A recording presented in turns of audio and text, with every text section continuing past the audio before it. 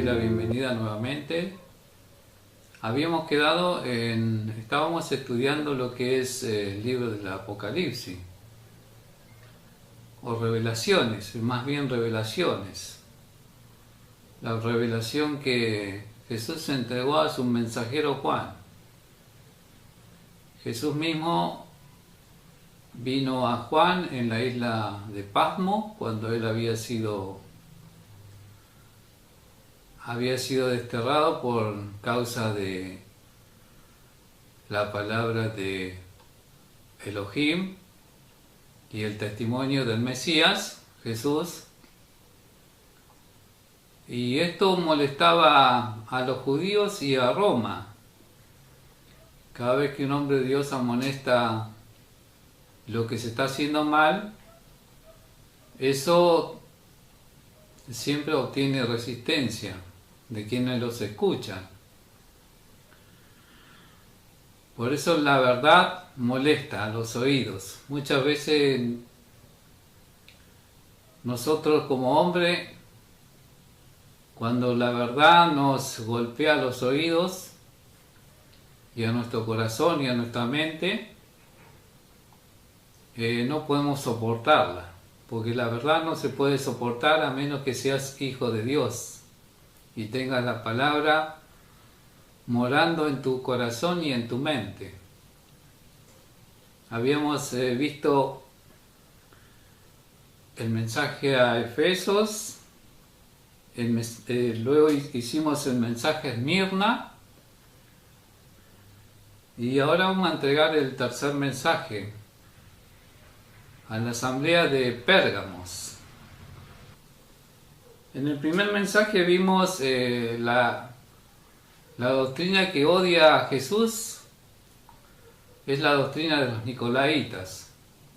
Significa devorador o conquistador del pueblo, porque son aquellos hermanos que están sobre el pueblo, que se creen reyes y sacerdotes, entonces están por encima del pueblo. Luego vimos el mensaje a Esmirna, y el mensaje a Esmirna es la única asamblea que nuestro Señor no amonesta. Al contrario, la alienta a seguir. Entonces vamos a entrar en el mensaje a Pérgamos. Vamos a leer la Santa Escritura en el libro de Apocalipsis, en el capítulo 2, el versículo 12. Y dice así, en el nombre de nuestro Señor Jesús: y escribe al ángel de la iglesia en Pérgamo, el que tiene la espada aguda de dos filos, dice esto: yo conozco tus obras y donde moras, donde está el trono de Satanás, pero retienes mi nombre y no has negado mi fe, ni aun en los días en que Antipas, mi testigo fiel, fue muerto entre vosotros, donde mora Satanás. Pero tengo unas pocas cosas contra ti, que tienes a los que retienen la doctrina de Balaam, que enseñaba a Balac a poner tropiezo ante los hijos de Israel, a comer de las cosas sacrificadas a los ídolos y a cometer fornicación. El que tiene oído, oiga lo que el Espíritu dice a las iglesias.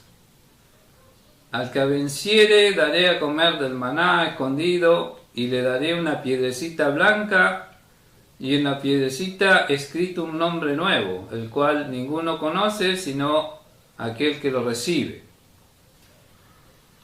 Este es todo el mensaje que nuestro Señor Jesús entrega a Juan en revelación a las asambleas, a los hermanos en Pérgamos. Vamos a tratar el primer punto. En el primer punto, que nuestro Señor Jesús le manifiesta a Juan: yo conozco tus obras y donde moras, donde está el trono de Satanás, pero retienes mi nombre y no has negado mi fe, ni aun en los días en que Antipas, mi testigo fiel, fue muerto entre vosotros, donde mora Satanás.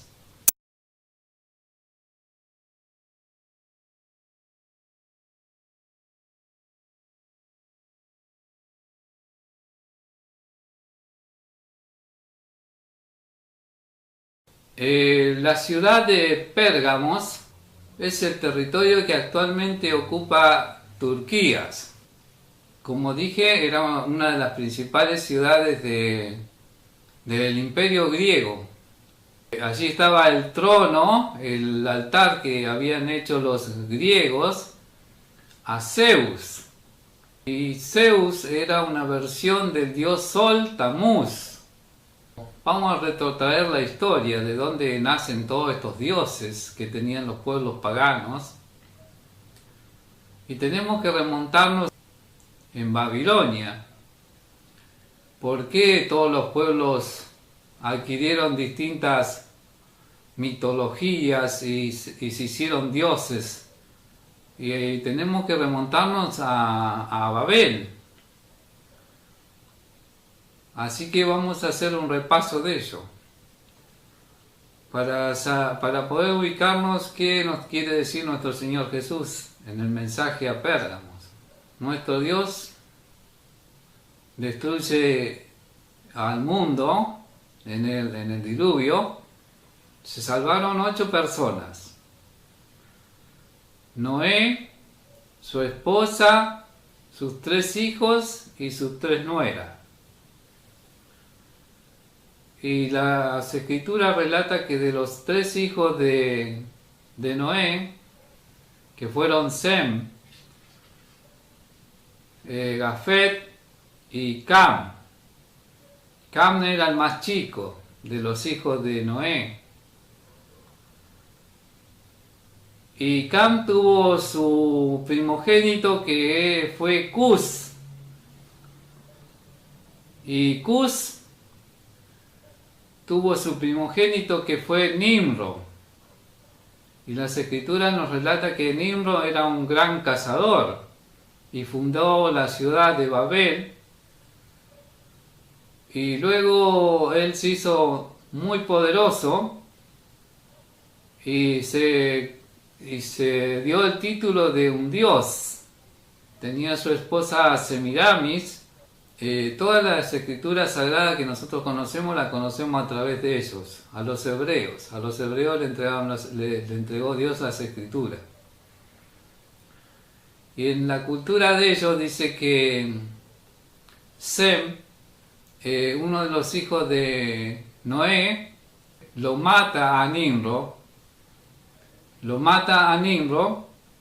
y lo descuartiza. Y Sem envía a todo lugar, a los 4 puntos de la tierra, dicen los escritos judíos o los escritos hebreos, pero su esposa Semiramis hace creer al pueblo que Nimro no murió, sino que él ascendió al cielo y se convirtió en el dios Sol. Y él se reencarnó en su hijo Tamuz. Dice que el dios Sol, que era Nimro, la embrazó. De ese embarazo nació Tamuz, el cual se le consideró como el dios Sol, que nació un 25 de diciembre. En Oriente es invierno.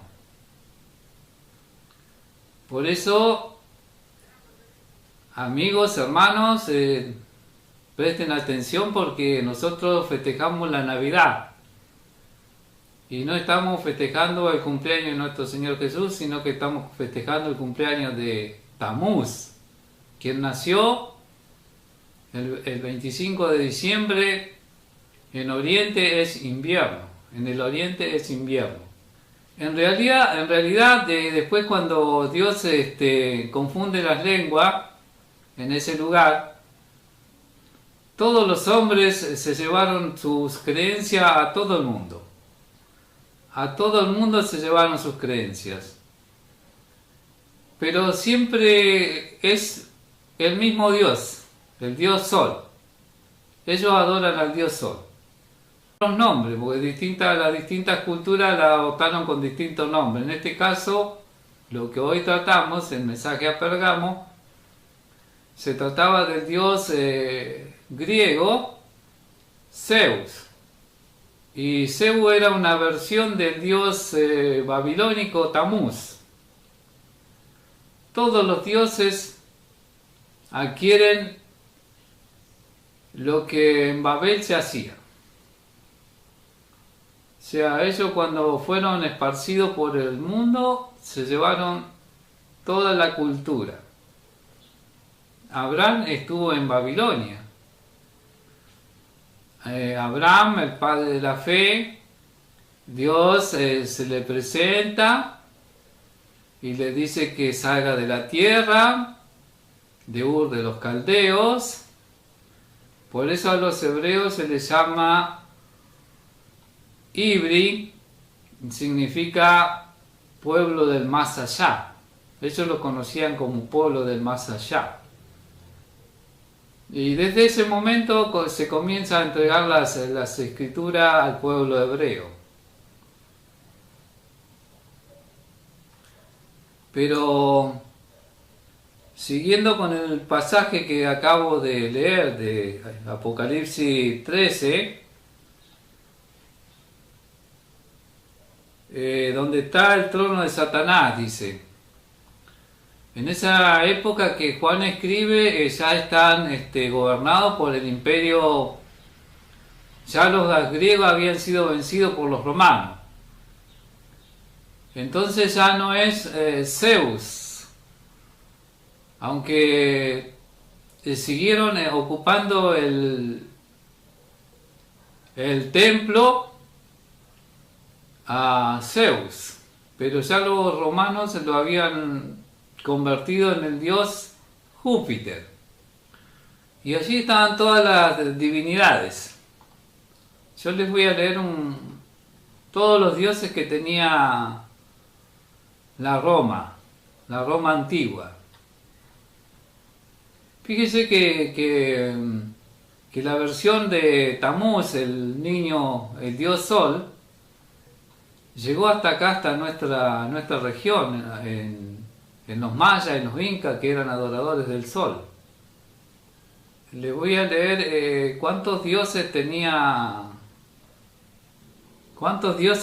Roma. Actualmente es considerada, porque aún existe la imagen al dios Zeus.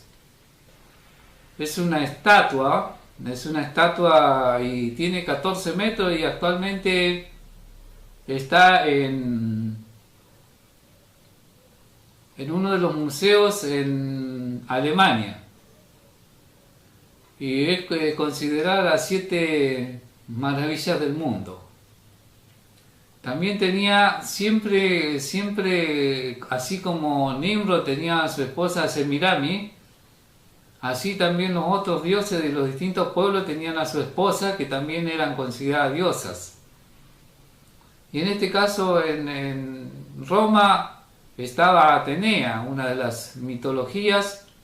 Después estaba Baco, Venus, Diana. Recuerden que Pablo también hace mención que en Efeso tuvo un gran conflicto porque predicaba que eso era abominación. Y bueno, hubo un conflicto grande en Efeso, Pablo, con la diosa Diana. Y era una diosa romana. En la mitología romana, Diana era la diosa virgen de la casa, protectora de la naturaleza y la luna. Su diosa griega equivalente. Ve que los pueblos van tomando los mismos dioses, los mismos personajes, les cambian los nombres, pero en realidad son lo mismo. Su diosa griega equivalente en la literatura es Artemisa. Los dioses griegos: Zeus, Eras, Hefesto, Atenea, Apolo, Artemisa, Ares, Afrodita, Hestia, Hermes, Demeter, Poseidón. Y Zeus es el dios del cielo en la mitología griega, es el dios máximo del Olimpo. Todo lo que Dios había dicho que no se debía hacer al pueblo de Israel. Entonces, esto molestaba a todos los que decían que Dios es uno y que Dios es el creador de los cielos y la tierra y todo lo que en ello hay. Y no hay más Dios, solamente Él. Por eso a Israel le dice: oye Israel, el Señor nuestro Dios, el Señor uno es. Bueno, creo que ya aquí estamos ya definiendo dónde estaban nuestros hermanos de Pérgamo, en una ciudad idólatra. Era una ciudad dedicada a la idolatría. Habían templos, habían donde se sacrificaban animales, y también allí dice que muere su testigo fiel Antipas. Se ve que ha sido sacrificado, no lo relata Revelaciones, pero lo deben haber sacrificado en el altar al dios Zeus. Aquí en este mensaje yo marqué 4 pecados.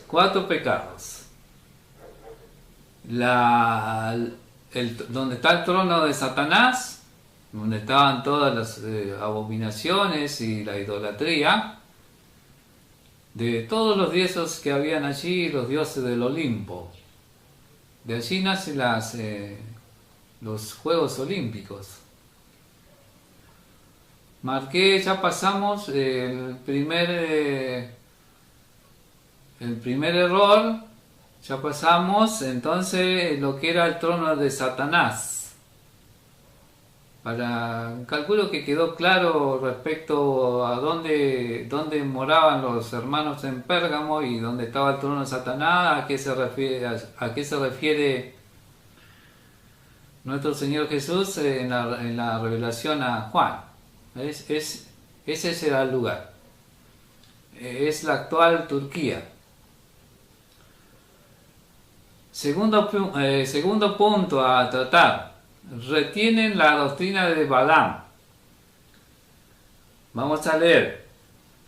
Pero tengo unas pocas cosas contra ti que tienes ahí, lo que retienen la doctrina de Balaam, que enseñaba a Balaam, que enseñaba a Balac a poner trompiezo ante los hijos de Israel, a cometer cosas sacrificadas a los ídolos y a cometer fornicación.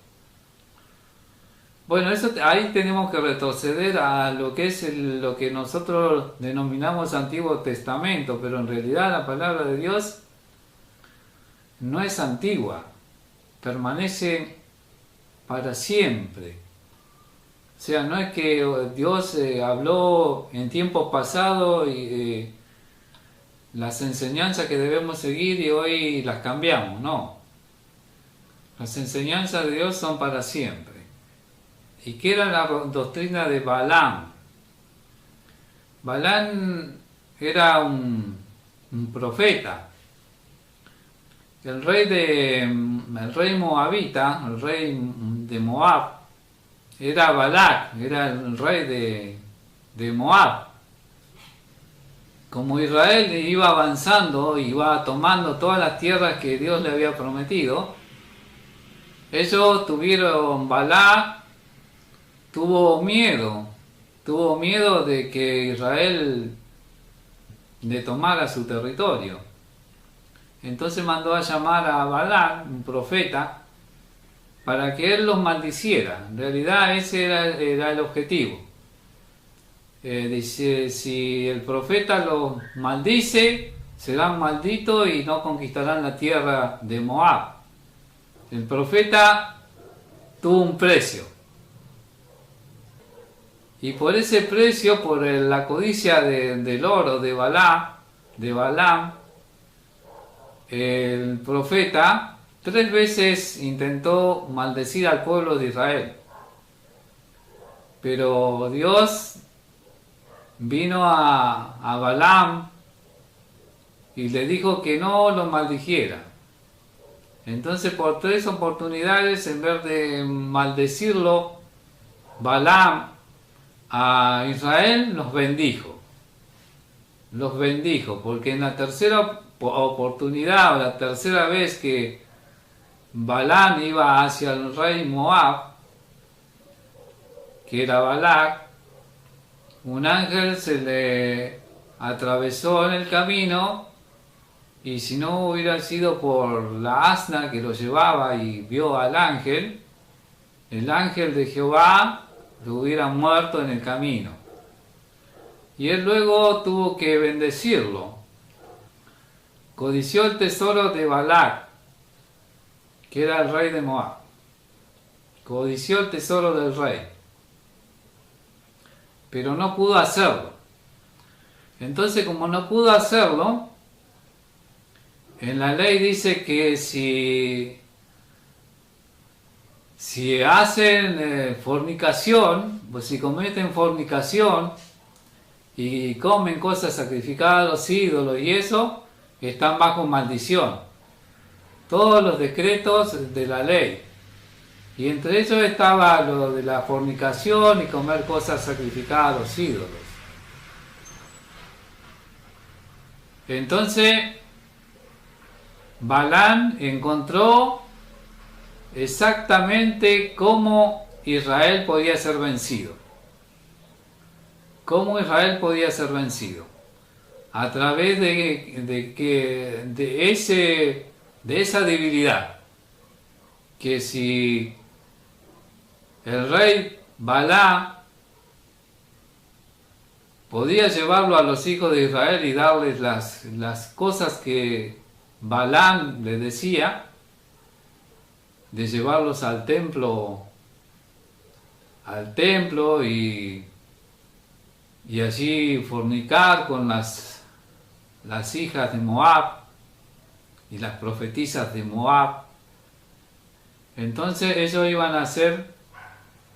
no iban a poder ser cubiertos por la protección de Jehová. Y ellos iban a caer y se iban a debilitar.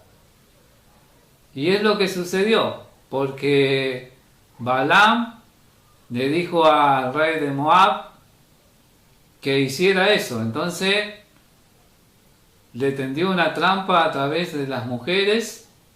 Voy a leer en el libro de Número, el capítulo 25, versículo 1 en adelante, para que podamos comprender a qué se refiere.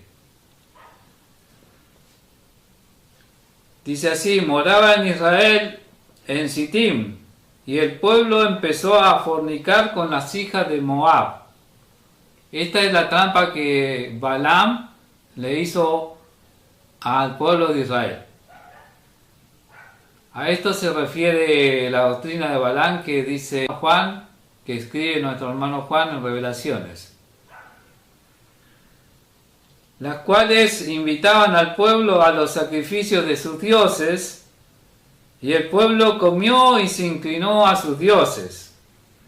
Así acudió el pueblo a Baal, el dios Baal peor, y el furor de Jehová se encendió contra Israel. Y Jehová dijo a Moisés: toma todos los príncipes del pueblo y ahórcalos ante Jehová, delante del sol, y el ardor de la ira de Jehová se apartará de Israel. Entonces Moisés dijo a los jueces de Israel: matad cada uno aquellos de los vuestros que se han juntado con Baal peor. Ese Dios que había venido de Babilonia, porque todos los pueblos se esparcieron y llevaron su cultura, su ideología y sus adoraciones a los ídolos. Entonces Balaam le puso ese trompiezo. ese tropiezo al pueblo de Israel. Entonces, esa es la doctrina de Balaam. Adorar a dioses extraños. Y fíjese que los de Pérgamos estaban cometiendo este error. Estaban comiendo cosas sacrificadas a los ídolos y seguían la doctrina de Balaam. Comer cosas sacrificadas a los ídolos y habían olvidado: oye Israel, el Señor nuestro Dios, el Señor uno es. Oye gentil, el Señor tu Dios, el Señor uno es. Hebreos y gentiles, gentiles y hebreos. No cambia. Dios no cambia. Dios es uno. Dios es uno. No son tres. Dios es uno. Dios no son tres. Es uno. Bueno, tocamos el segundo punto, la doctrina de Balaam. Bien, entonces esa es la doctrina de Balaam. Balaam cambió, codició los tesoros del rey. Así que seguro que en Pérgamos habían hermanos que codiciaban el dinero. Codiciaban el dinero. Y los mensajes no solo son para la ciudad de Pérgamo, sino que los 7 mensajes abarcan todo el tiempo. No sea que algunos de nuestros hermanos estén codiciando la doctrina de Balaam. La doctrina de Balaam es el amor al dinero. El amor al dinero. Que la palabra sea para quien sea. Así que hermano, no codices el dinero, no codices el bienestar. No quieras ponerte por arriba de tus hermanos, porque también esa es la doctrina de los nicolaitas. Hacerse más grande que tus hermanos. Somos todos iguales.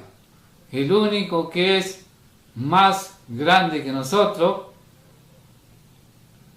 es nuestro hermano mayor en la carne, nuestro amado Señor Jesús, porque Él vino como nosotros, es como nosotros y vendrá como nosotros.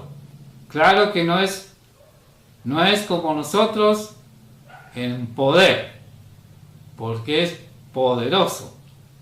Él es poderoso, pero Él vendrá como nosotros, con un cuerpo como nosotros, porque se fue en un cuerpo como nosotros.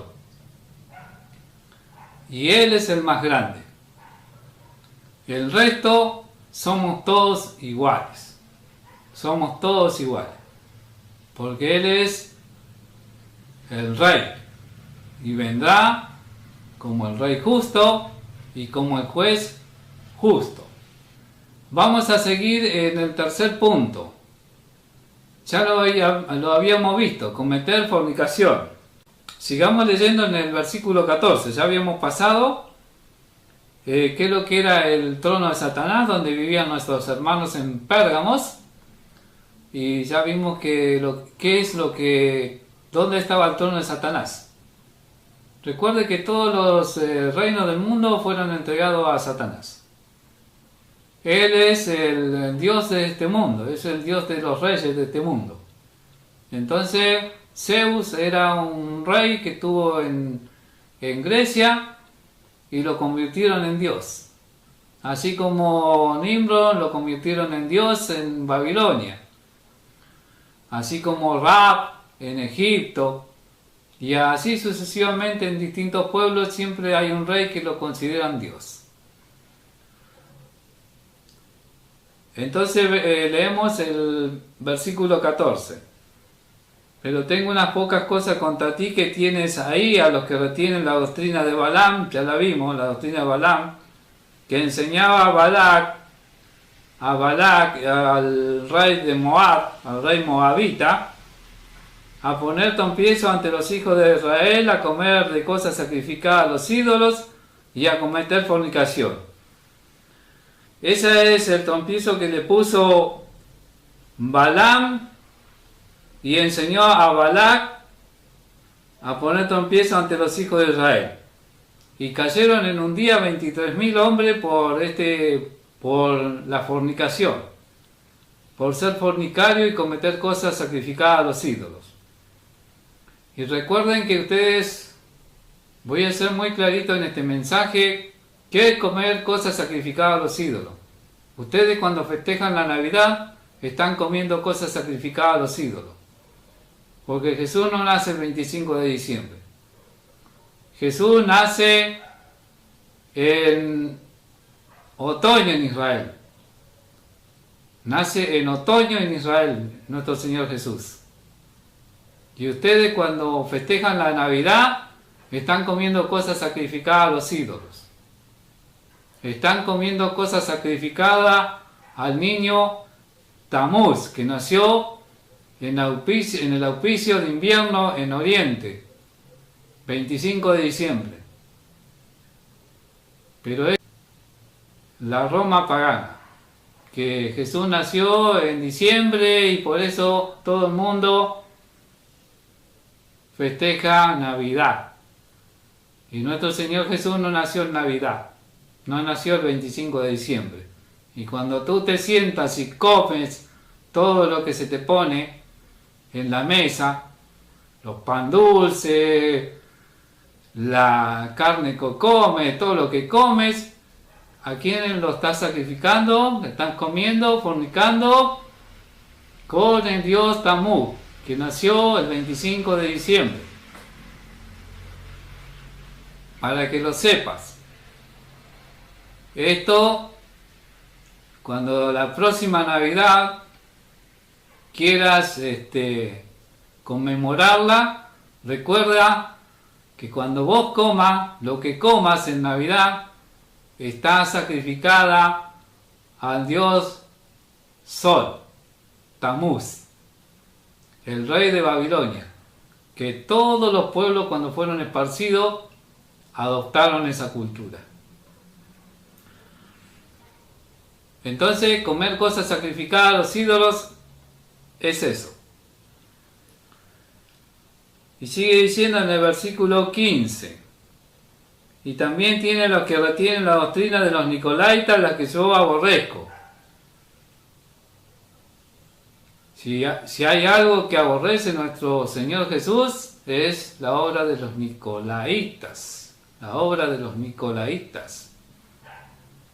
Aquellas congregaciones, porque está hablando al pueblo que ha creído, no está hablando al mundo, está hablando a nosotros, a los que hemos creído.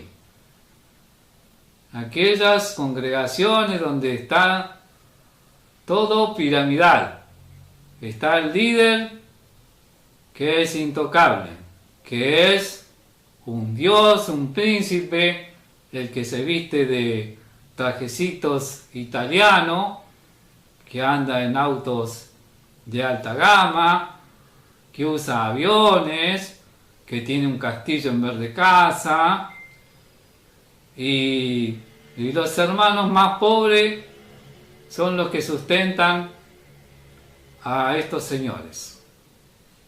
Y la palabra es muy clara, duela a quien le duela, porque yo no estoy inventando nada, está en la Biblia y si está escrito, escrito está, y punto.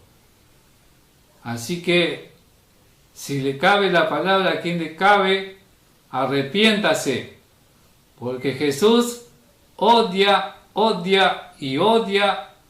a los nicolaitas, aquellos señores que viven del pueblo, creyéndose grandes. Y el que se quiera hacer más grande, hágase más pequeño, hágase más servidor, hágase humilde, sirva, no que le sirva, no que usted se siente en la mesa y que nuestros hermanitos, aquellos más humildes, le sirvan. No, siente a su hermanito más humilde y sírvale a usted. Usted debe servirle a su hermanito más humilde. Aquel que anda en bicicleta, aquel que no tiene aún bicicleta. Entonces usted que tiene dinero, vaya y sírvale a ese hermano. Porque este es el último mensaje que nuestro Señor nos da en el libro de Revelaciones. Esto es lo último que se escribió. Y se escribió, por algo se escribió. Se escribió para amonestarnos. Porque Dios quiere que todo el mundo se salve. Porque Jesús no vino a condenar al mundo, sino que el mundo sea salvo por Él. Pero para que te salves, debes hacerle caso a nuestro Señor, a tu Rey, al Juez justo. Amigos, sé que muchos no van a querer escuchar este mensaje, porque la verdad duele. La verdad golpea en nuestra mente y en nuestros corazones. Y la palabra de verdad, que es la palabra de Dios, rompe las piedras. Y te romperá el corazón, y te romperá la mente, y te romperá los oídos. Pero es mejor que te las rompa ahora, y no cuando tú dejes de respirar, te encuentres con el juez justo y te diga, ¿qué hiciste? Es mejor que Dios te reprenda ahora y no cuando hayas dejado de respirar, porque ya no vas a tener otra oportunidad. No vas a poder decir, Señor, no lo sabía. Señor aquí, Señor allá. Tenemos una vida y aquí es donde somos probados. Aquí es donde Dios nos pasa por fuego, porque no llegaremos allí sin antes haber pasado por el fuego de Dios. Si estás sufriendo por alguna enfermedad, si estás sufriendo por algo, y el Espíritu es el que nos da si somos hijos de Dios, el que nos hace entender si somos hijos de Dios o no. Porque Dios dice que al hijo que ama, castiga. Al hijo que ama, castiga. Si nuestros padres nos corrigen siendo humanos, ¿cómo no nos va a corregir nuestro Dios? Con todo el amor que ha tenido, enviando y sacrificando a su Hijo en rescate nuestro.